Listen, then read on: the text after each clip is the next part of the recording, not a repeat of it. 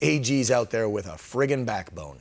Joining me now from West Virginia, the AG, Patrick Morrisey. Hey, AG, how you doing? Hey, I'm doing well. It's another day. Biden gets to throw another wet blanket on the American economy, so we're here to fight back.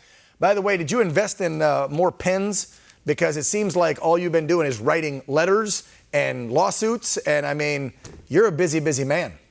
I'll tell you what, Dan, we went back and did a little research that during the first 100 days of the Biden administration, it looks like that the AGs on the Republican side were between at least 18 to 20 lawsuits.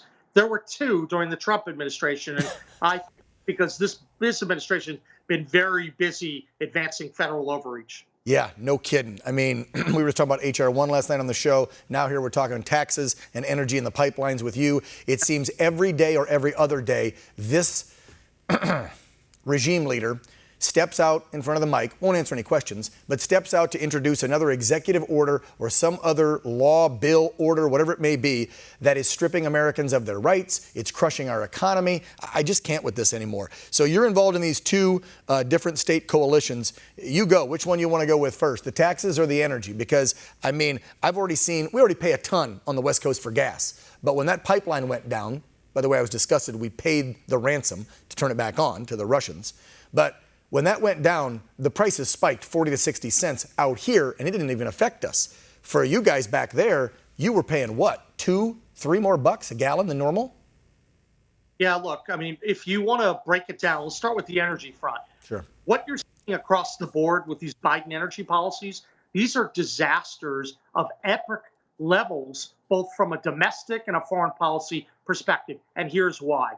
You are trying to eliminate all of those pipelines here in the U.S. Obviously, they're trying to shut down the Keystone pipeline.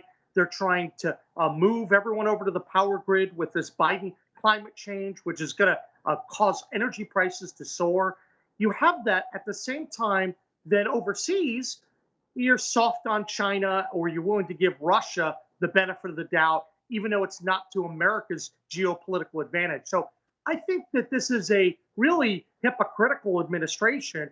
They're putting America last, China and Russia first, and we're going to pay a price for that, not only with our energy independence, but with the loss of our jobs. And what you're going to see in the next few years, it's going to look a lot like that Colonial Pipeline issue, long gas lines, higher prices, if we don't continue to expand energy opportunities for our country.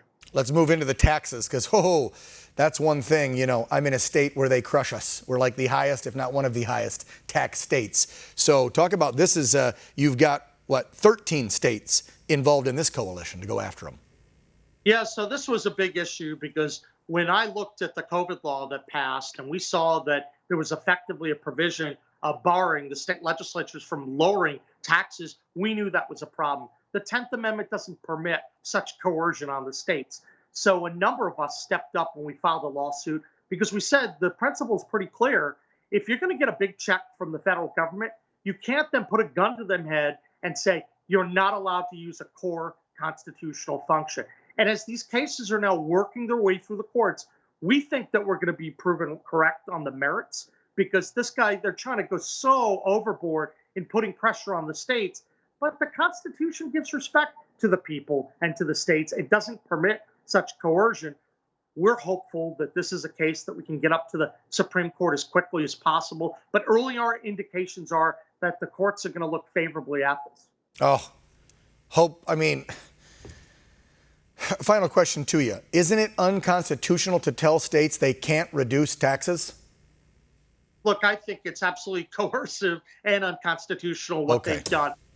Insane. Put some sanctions in place, but you can't do what these guys are doing. And I think if we prevail here, it's a real shot against the Biden tax and spend agenda.